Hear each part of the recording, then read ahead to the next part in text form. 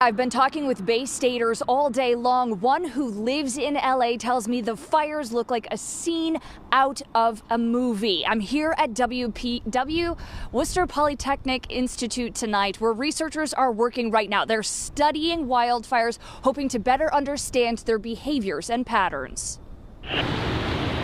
As Bay Staters in Southern California face the flames. It's scary. It looks like the apocalypse outside. It was definitely eerie. The best way I can describe it is it kind of looked like a scene out of a Mad Max movie. Researchers at Worcester Polytechnic Institute are studying how wildfire flames behave. In this particular scenario, I'm using the tunnel to study how the fire brands are generated. Inside the Fire Protection Engineering Lab, they're studying fire and embers in real time, research that could help cities and communities prepare. Wildfires are more frequent, they're more severe, and they're more expensive.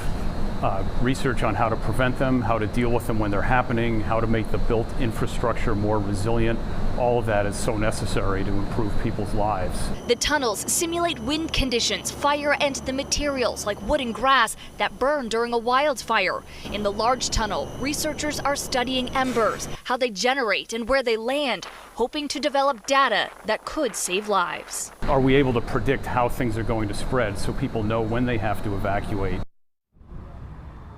Now, the lab here at WPI is the largest academic research facility in the country studying wildfires. It's been here for 45 years, and they describe their work as purpose-driven. Live in Worcester, Emily Maha, WCVB News Center 5. With a purpose tonight. All right, thank you for that, Emily. Our coverage continues right now with News Center 5's Jennifer Piñate. She's live in the newsroom to continue the fire coverage for us this evening at 6. Jen? Yeah, Ed, moments ago I spoke with a man from Newton who now lives near Pacific Palisades. He voluntarily evacuated his home last night as the fires grow larger and claim more land and lives.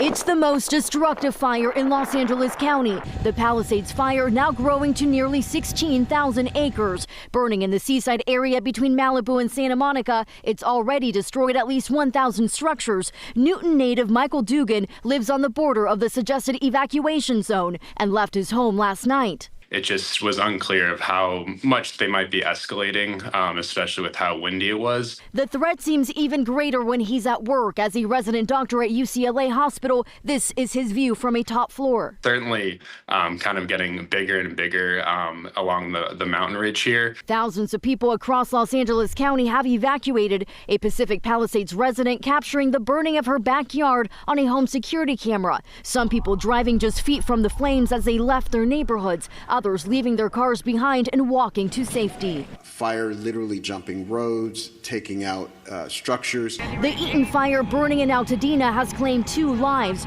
ballooning to more than 10,000 acres. At UCLA Hospital, Dugan is hoping for the best, but expecting patient evacuations could come soon. The emergency department here has had an uptick in presentations and are diverting patients to different hospitals in light of these fires. Air tankers have been desperately dumping water on these wildfires all day. A total of 5 wind-driven fires are now burning in LA County. In the newsroom, Jennifer Piñate, WCVB News Center 5.